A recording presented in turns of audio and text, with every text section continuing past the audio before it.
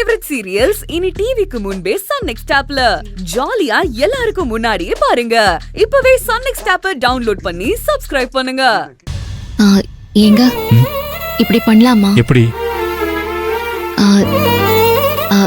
ரேவதியோட ஆபரேஷனுக்கு கார்த்திக் கிட்ட பாதி பணம் கேட்கலாமா? வேணாம் ஆதரு. ஏன் வேணான்னு சொல்றீங்க? அதெல்லாம் வேணாம், முழு செலவையும் நாமளே பார்த்துப்போம். நீங்களா இப்படி சொல்றீங்கன்னு நம்ப முடியலங்க. அரிசி பருப்புக்கே கணக்கு பார்த்து பாதி செலவு உங்க தம்பிக்கு கொடுக்கணும்னு சொல்றீங்க. இப்போ ரேவதியோட ஆபரேஷன் செலவுக்கு 5 லட்சம் ரூபாய் வேணும். அதுல பாதி அமௌண்ட கார்த்திக் கிட்ட கேட்கலான்னா வேணான்னு சொல்றீங்க. என்னால உங்களை புரிஞ்சுக்கவே முடியலங்க. குடும்ப செலவுக்கு கணக்கு பார்க்கலாம்,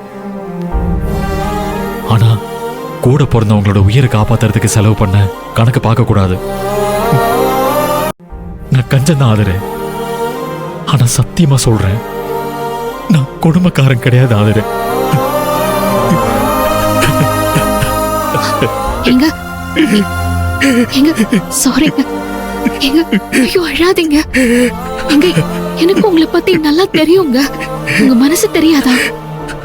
ஐயோ அழாதீங்க, அழாதீங்க ப்ளீஸ். எங்க அழாதீங்க ப்ளீஸ்ங்க.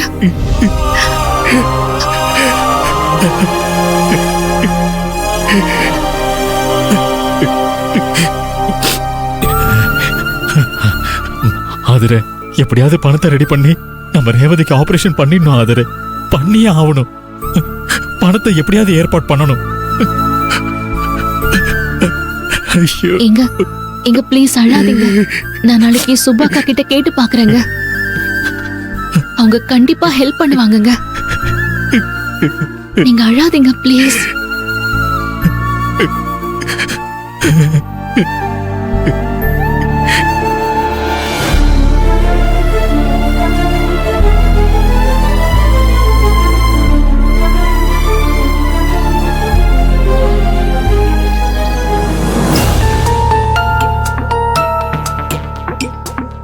அக்கா,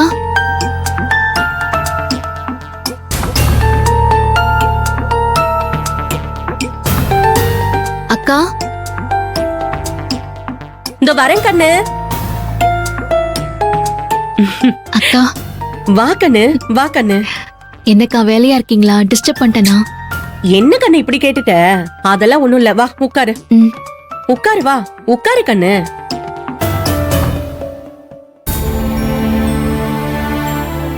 என்ன கண்ணு, உன் புருஷன் எப்படி இருக்காரு? நல்லா இருக்காருக்கா. அக்கா யாழினி எங்க இருக்காக்கா? பாப்பா உள்ள தூங்கிட்டு இருக்கா கண்ணு. ஓ சரிக்கா. அக்கா அம்மா, அது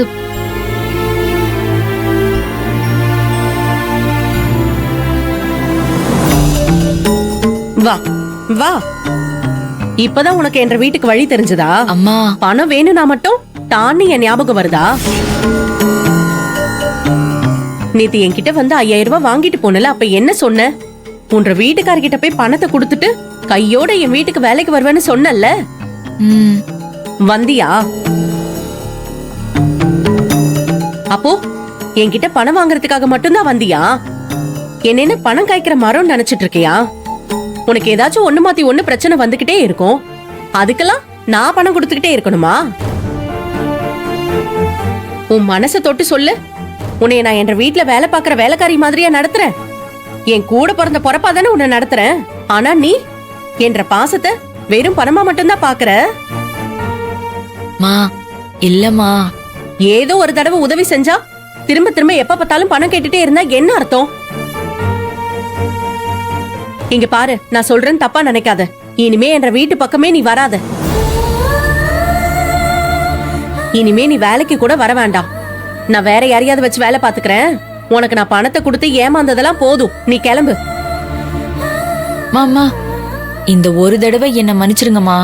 இல்ல இல்ல, நீ வேலைக்காக மாட்ட. மன்னிக்கிற மனசு நமக்கு எப்ப வரும் தெரியுமா?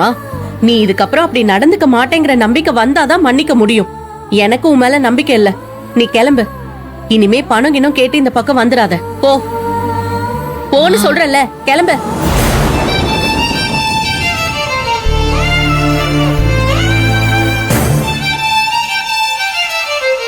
ச்சே, எப்ப பார்த்தாலும் இதே வேலையா போச்சு கண்ணு. ச்சே.